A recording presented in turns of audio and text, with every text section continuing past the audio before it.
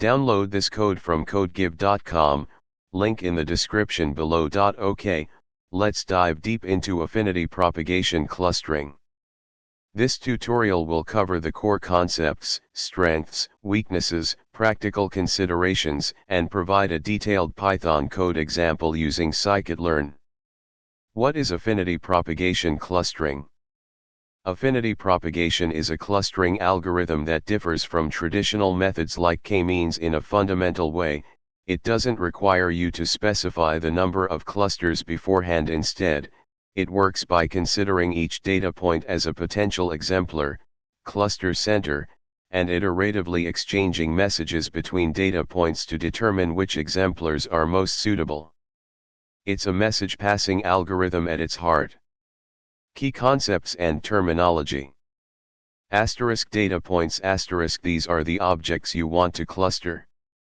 They are represented by features, example coordinates in space, attributes of a product, characteristics of a user. Asterisk similarity matrix, S. This is a crucial component. The similarity matrix S, I, K, quantifies how well data point K serves as an exemplar for data point I. A higher similarity value means K is a good candidate to represent I. Common similarity measures include asterisk negative squared Euclidean distance asterisk S, I, K, equals dash x underscore I, x underscore K caret 2, where x underscore I and x underscore K are the feature vectors of data points I and K, and denotes the Euclidean distance. This is often the default and works well for data where Euclidean distance is meaningful. Asterisk other similarity measures asterisk you can use other distance metrics or similarity measures depending on the nature of your data.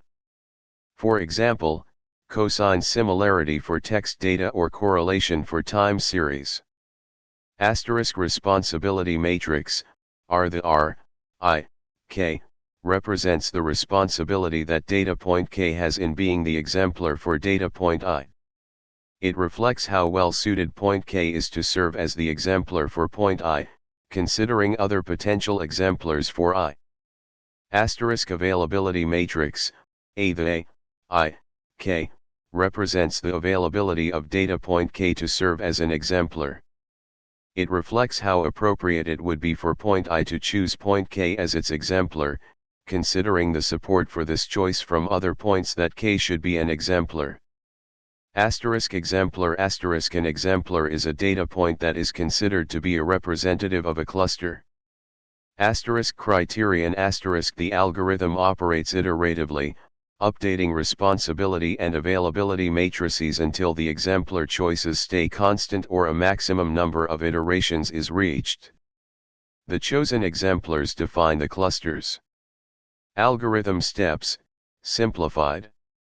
1. Initialization asterisk initialize the responsibility and availability matrices to 0.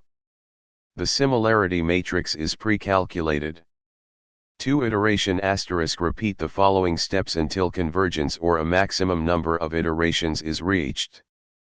Asterisk update responsibility asterisk update each element R, I, K, based on the similarity S, I, K, and the current availabilities of other potential exemplars for point I.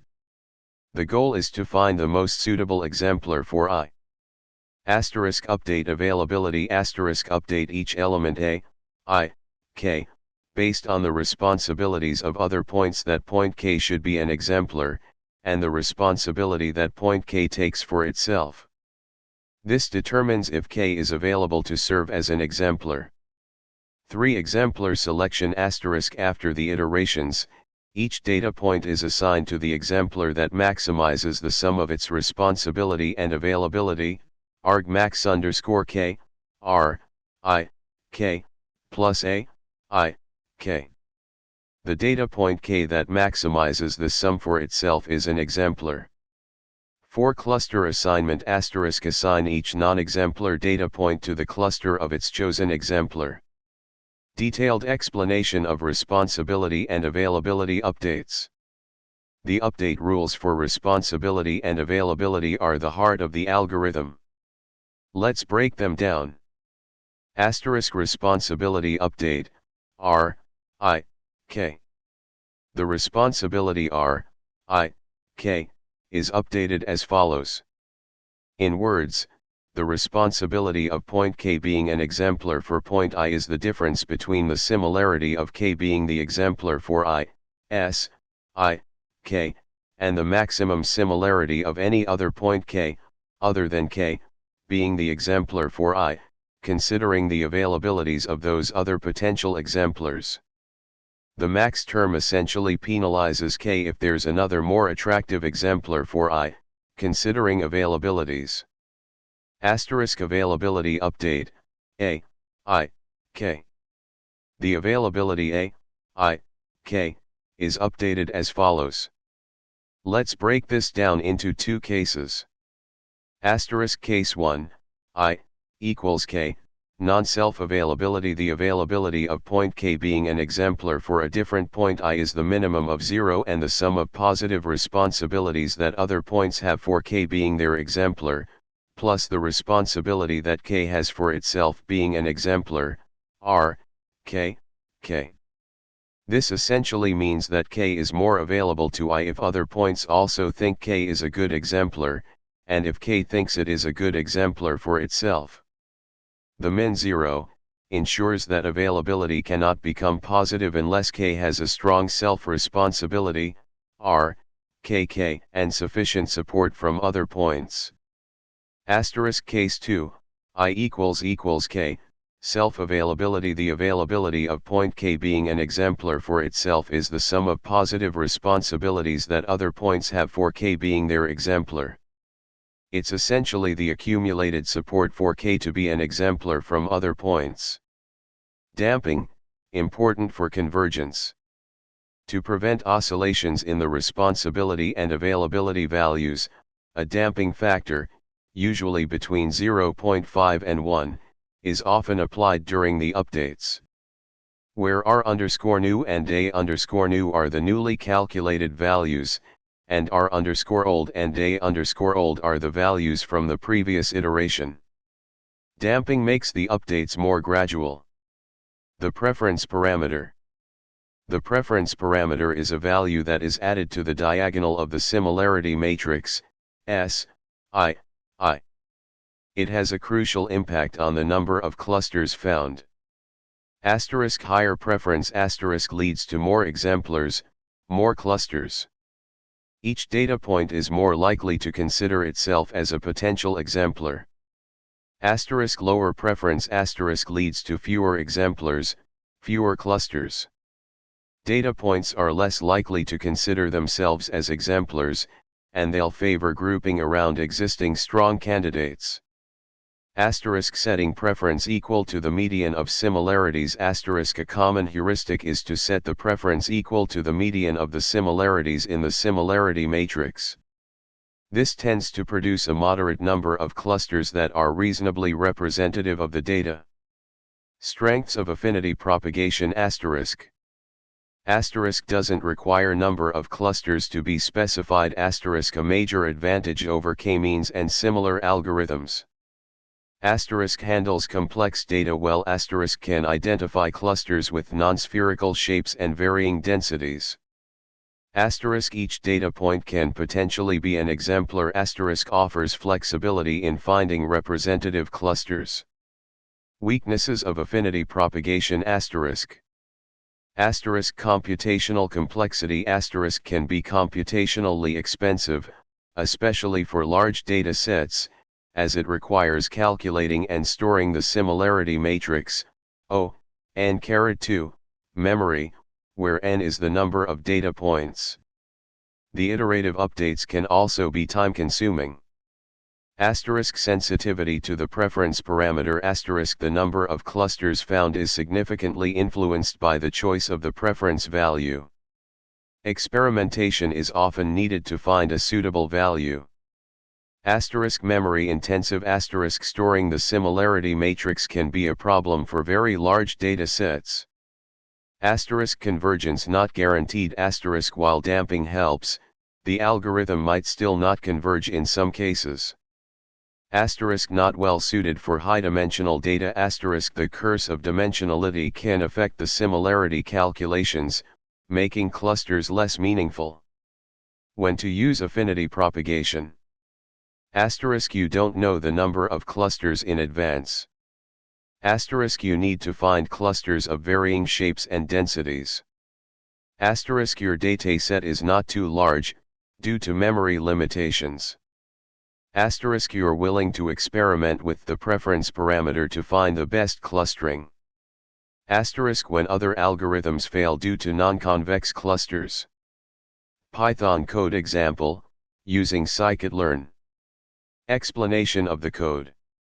1. Import libraries *import numpy for numerical operations, scikit-learn.cluster.affinity propagation for the algorithm, scikit-learn.metrics for evaluating the clustering, if you have ground truth labels, and matplotlib.pyplot for visualization. scikit-learn.datasets.make_blobs is used to generate synthetic data for this example. To generate sample data *make_blobs creates a synthetic dataset with 3 clusters. You would replace this with your own data loading and pre-processing steps. 3. Apply affinity propagation *affinity propagation, preference equals -50, damping equals 0.6, random_state equals 0, .fit, x. This creates an affinity propagation object, sets the preference to -50, experiment with different values, the damping to 0.6, and random_state for reproducibility. Then, it fits the algorithm to your data x. *cluster_centers_indices equals af.cluster_centers_indices_. This extracts the indices of the data points that were chosen as exemplars, cluster centers. *labels equals af.labels_. This assigns each data point to a cluster, based on its chosen exemplar. Labels I gives the cluster label for data point I. 4. Evaluate clustering performance, optional if you have ground truth labels, as in this example with the synthetic data. You can evaluate the quality of the clustering using metrics like homogeneity, completeness, v-measure, adjusted rand index, adjusted mutual information, and silhouette coefficient. These metrics compare the predicted clusters to the true clusters. The silhouette coefficient measures how well each point fits into its cluster. 5. Visualize the results *. The code visualizes the data points with different colors for each cluster. It also highlights the exemplars with a black circle and a white X. How to use this code with your own data. 1. Replace sample data * load your own data into a numpy array, replace the make_blobs part. Ensure that your data is numerical. If your data is categorical, you'll need to encode it using methods like one-hot encoding or label encoding. 2. Pre-process your data, important. Scaling Scaling your data is often crucial for affinity propagation, especially if your features have different scales or units. Common scaling methods include standard scaler, standardizes features to have 0 mean and unit variance, and min-max scaler, scales features to a range between 0 and 1. Feature selection / dimensionality reduction. If you have a very high dimensional data set, consider using feature selection or dimensionality reduction techniques, example principal component analysis, PCA, to reduce the computational cost and improve clustering results. 3. Set the preference parameter * experiment with different values for the preference parameter. Start with the median of the pairwise similarities, negative squared Euclidean distances, in your data. You can calculate this as follows. Then, try values slightly above and below this median. The number of clusters will change accordingly. 4. Adjust the damping parameter * the default value of damping is 0.5. Try adjusting this value, typically between 0.5 and 1.0, if the algorithm doesn't converge. 5. Consider custom similarity metrics ** if negative squared Euclidean distance isn't appropriate for your data, you can define your own similarity function and pass it to the affinity_matrix parameter of affinity propagation, instead of passing x directly. You'll need to create a similarity matrix S where Sij represents the similarity between data points I and j. 6. Visualize the results ** if your data has more than 2 dimensions, you can use dimensionality reduction techniques, example PCA or TSNE, to reduce it to 2 dimensions for visualization. Example with custom similarity matrix. Important considerations.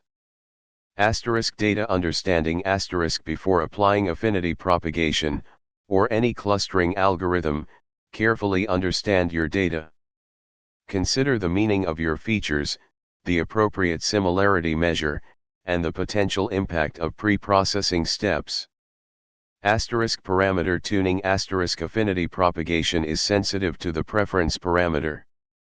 Experimentation is essential to find a value that produces meaningful clusters for your data. Scalability * be aware of the computational complexity of affinity propagation, especially for large data sets. If you have a very large data set, consider using alternative clustering algorithms that are more scalable, example k-means, mini-batch k-means, bscan.